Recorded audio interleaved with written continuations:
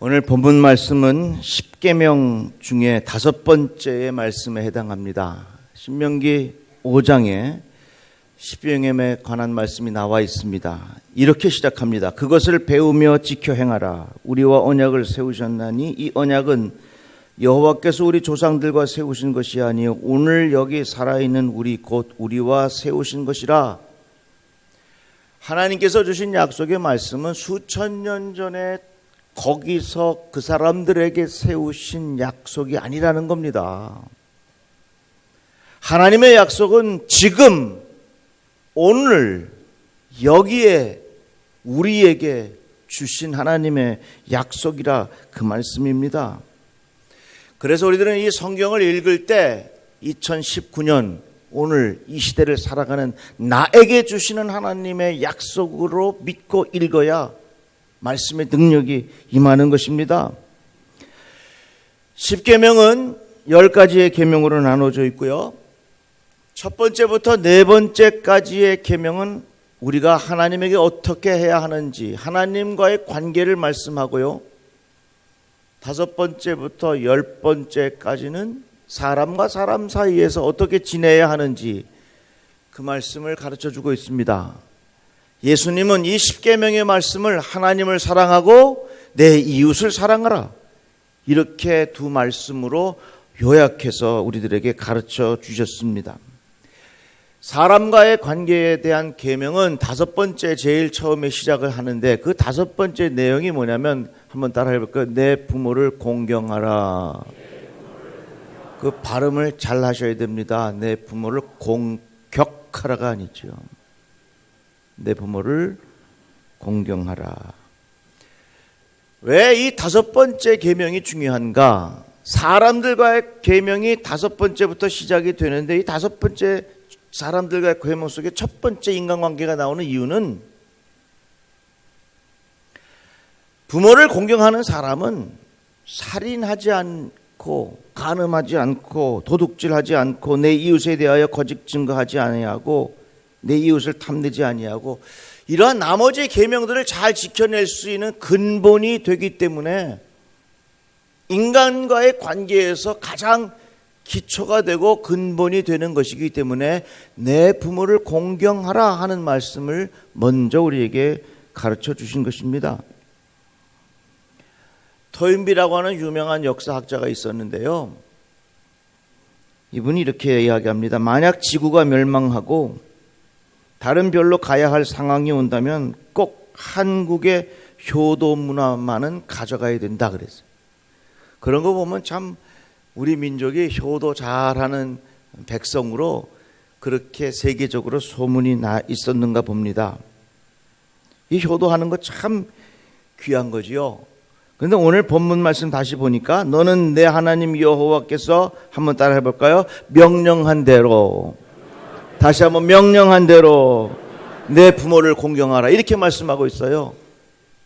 그러니까 부모를 공경하라고 하는 말씀은 네가 부모를 공경할 수 있으면 하고 하지 못하면 하지 말고 이런 말씀이 아니에요.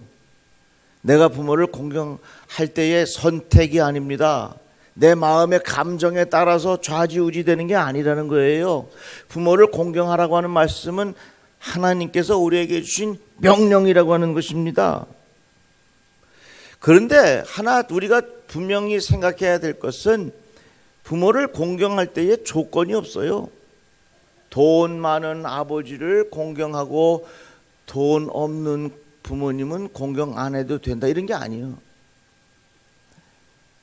그러니까 아버지가 건강하셔도 공경하고 약하셔도 공경해드리고 부모님의 정신이 아주 맑아도 공경해 드려야 되고 부모님이 치매에 걸리셔도 부모님을 공경해 드려야 되고 아버지가 돈이 있다고 돈이 없다고 그것 때문에 공경해 드리고 아니고 그런 차이가 아니라는 것입니다. 그러니까 하나님께서 우리에게 주신 이 약속의 말씀은 내가 명령한 대로 내 부모를 공경하라 그랬어요. 다 같이 아멘. 그런데 저는 이 어버이 주일 때마다 한 가지 궁금한 게 있어요.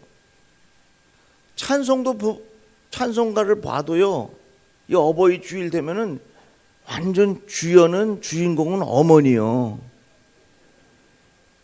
그리고 아버지는 뻘쭘해갖고 한 발짝 물러가 있어. 그리고 또 하나 궁금한 거 있어요. 제가 얼마 전에 결혼기념일을 지냈는데 왜 결혼기념일이 되면은 꼭 부인이 주인공이고 남편은 왜 갖다 바쳐야 되나 말이에요. 내가 더 이상 얘기하다가는 혼날 것 같아서 내가 그만하는데, 어머니만 공경하라는 게 아니요. 내 부모를 공경하라 그랬어요. 그런데 여기 공경이라고 하는 말의 의미는 무겁다라는 의미가 있습니다. 그래서 부모님을 무거운 짐으로 생각하라 그런 말은 아니고요. 부모님을 가볍게 여기지 말아라. 신명기 말씀해 보니까 그의 부모를 경홀히 여기는 자는 저주를 받을 것이라 할 것이요 모든 백성은 아멘 할지어다 그랬어요. 이 말씀을 세 번역을 이렇게 번역했습니다. 아버지와 어머니를 업신여기는 자는 저주를 받는다 하면 모든 백성은 아멘 하십시오. 다 같이 아멘. 부모를 공경하라 하는 말씀은 부모를 가볍게 여기지 말아라, 부모를 업신여기지 말아라, 부모를 경홀하게 여기지 말아라. 경홀하게 여긴다고 하는 말은 가볍고 소홀하게 여긴다 그런 말입니다. 그러니까 부모님을 공경하라라고 하는 말씀은 부모님을 가볍게 여기지 말아라, 부모님을 소홀하게 여기지 말아라 그런 말씀, 부모님을 무시하지 말아라 그런 말씀을 우리들에게 가르쳐주고 있는 겁니다.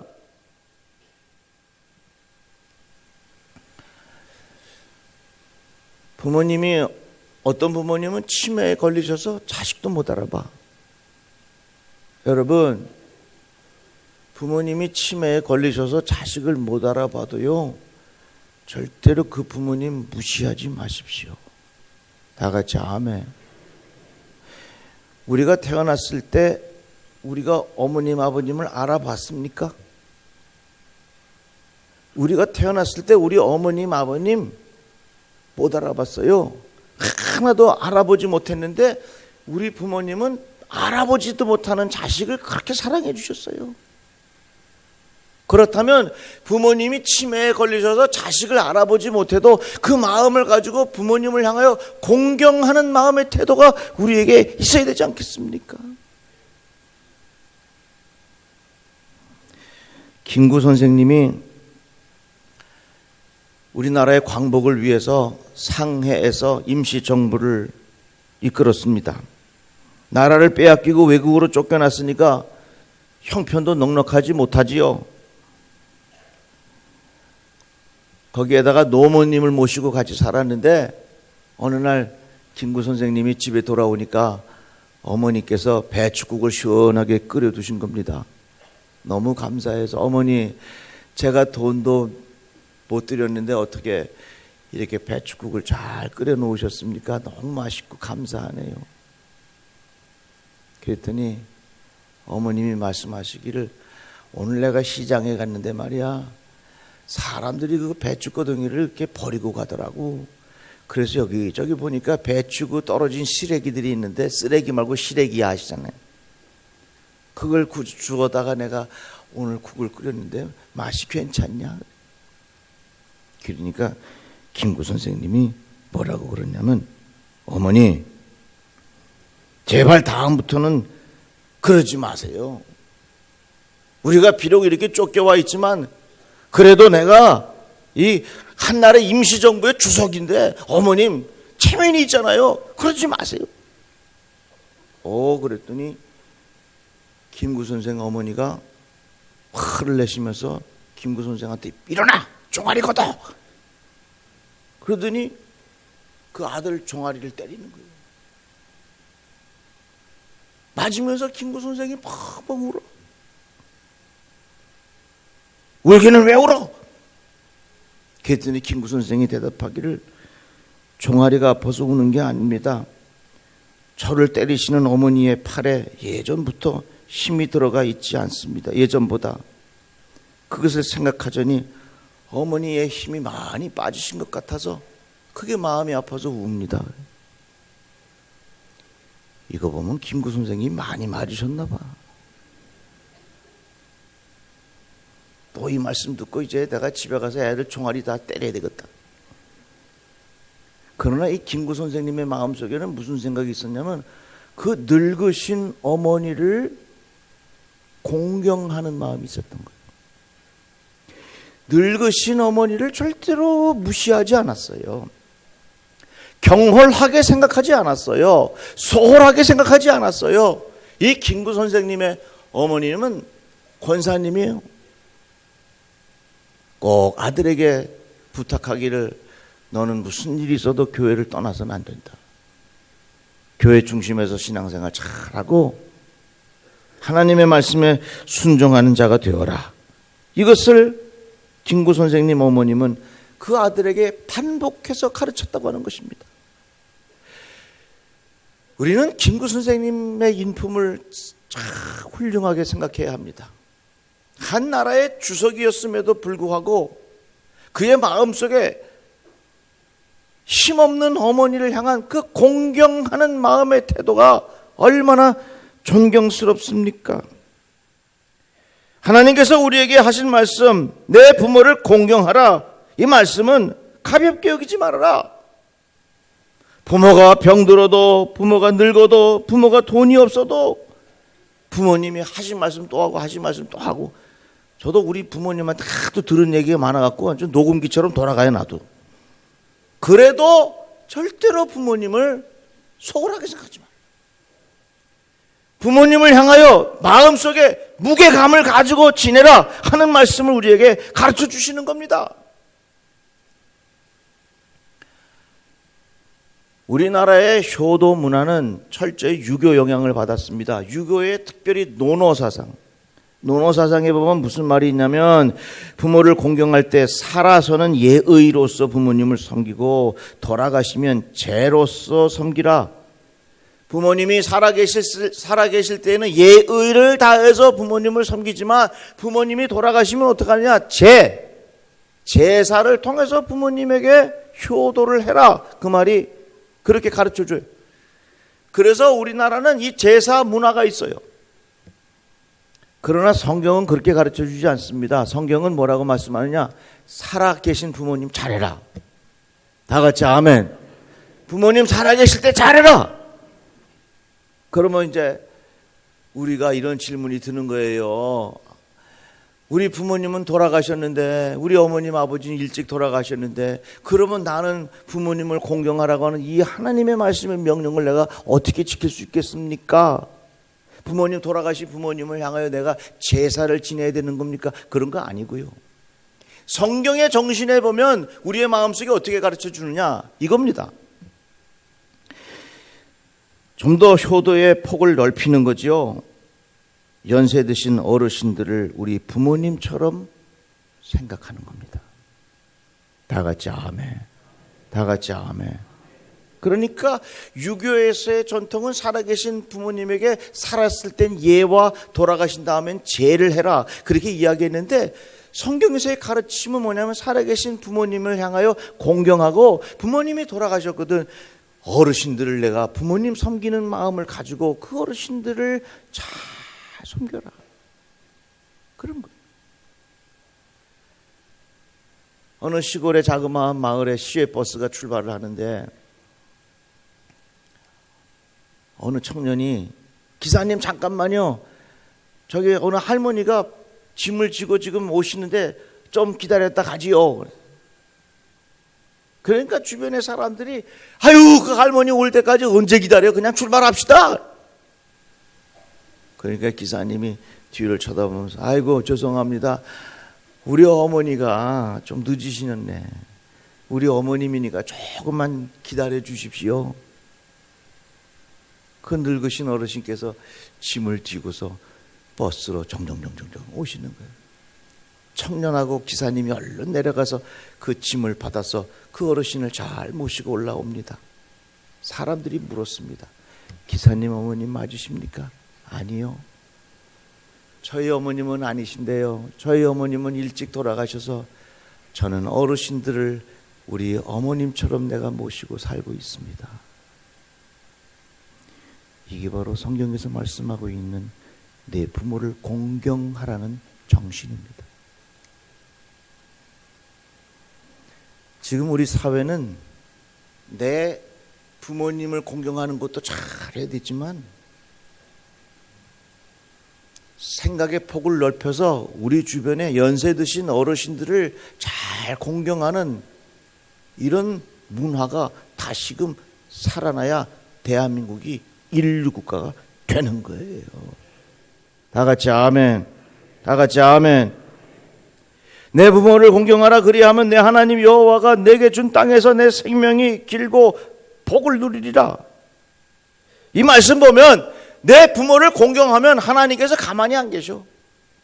그리하면 내게 준 땅에서 내 생명이 길고 복을 누리리라. 적어도 하나님께서 효도하는 사람들에게 세 가지 축복하셨는데 내가 있을 곳이 있게 하신다 말씀하셨고요. 생명이 길리라. 그리고 복을 누리게 하신다. 얼마나 좋은 일이요. 이 세상은요 사기꾼들이 많아. 그러나 하나님의 약속은 신실하셔서 그 복된 약속은 반드시 이루어지는 거예요. 이런 부모님을 공경하라고 하는 이런 정신을 가지고 살아서 여러분들 이러한 축복을 경험하기를 바랍니다. 에베소서의 말씀 보니까 내 아버지와 어머니를 공경하라. 이것은 약속이 있는 첫 계명이라. 약속이 있는 첫 계명이라. 무슨 약속입니까? 보상의 약속이 있는 첫 계명이라 그랬어요. 여러 가지 많은 계명들이 있지만 하나님의 명령들이 있지만 내 부모를 공경하라. 그리하면 내가 너에게 약속한 것, 내가 너에게 복을 주리라고 약속하신 것을 분명히 지켜주리라. 이렇게 가르쳐 주셨어요. 예수님은요 작은 자 안에 계십니다. 우리 옆에 분에게 인사해요. 예수님은 작은 자 안에 계십니다. 이렇게 한번 인사해요.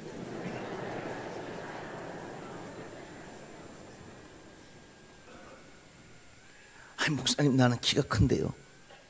그런 거 말고 무슨 의미인지 아시죠? 또 한번 인사해요. 예수님은 약한 자 안에 계십니다. 이렇게 한번 인사해요.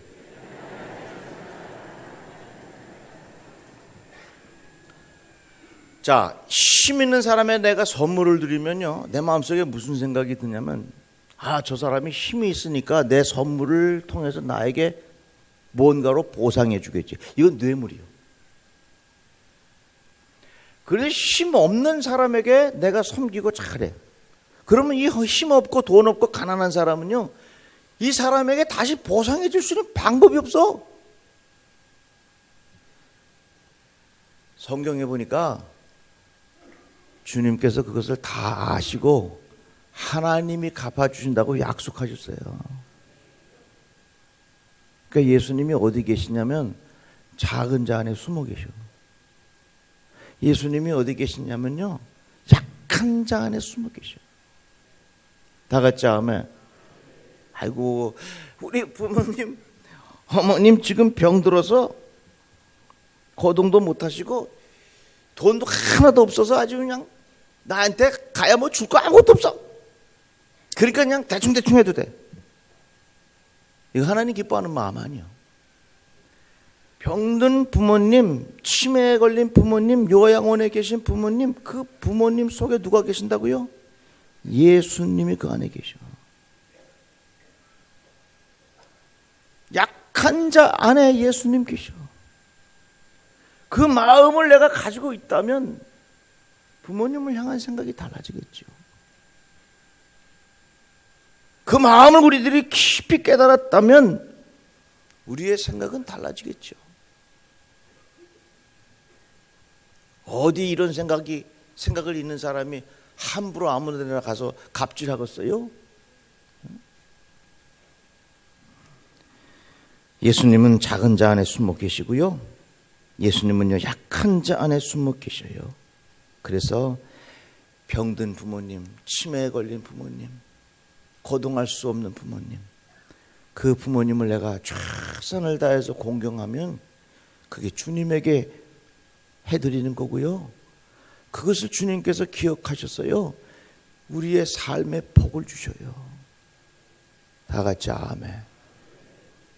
이게 하늘의 진리요. 그런데 우리가 부모님에게 잘해드릴 수 있는 날이 많지 않아요. 나무가 고요하고자 하니 바람이 멈추지 않고, 자식이 효도하고자 하나 어버이가 기다리지 않는구나. 나무가 고요하고자 하나 바람이 멈추지 않고, 자식이 효도하고자 하나 아버지가 기다리지 않는다. 오늘 이 어버이 주일날 다시 한번 부모님에 대한 생각과, 그리고 우리 주변에 힘없이 살아가시는 어르신들을 깊이 생각하면서 예수님의 마음을 배워보시기를 바랍니다. 기도합시다. 하나님 감사합니다. 소중한 말씀을 우리에게 가르쳐 주셨습니다. 지금 우리에게 주신 하늘나라의 계명입니다. 이 말씀 잘 지키고 살아가게 하여 주옵소서. 예수님의 이름으로 기도드리옵나이다. 아멘.